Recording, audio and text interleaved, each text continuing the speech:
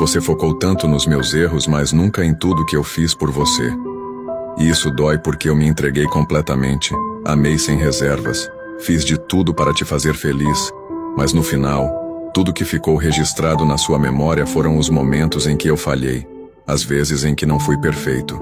Você se lembra de cada palavra que eu disse no calor de uma discussão, mas esqueceu de todas as vezes que eu engoli o orgulho para fazer as pazes.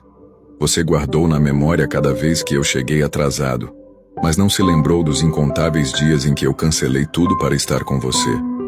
Você gravou cada momento em que eu não soube expressar meu amor do jeito que você queria, mas apagou todas as vezes que eu tentei de 1000 maneiras diferentes te mostrar o quanto você era importante para mim.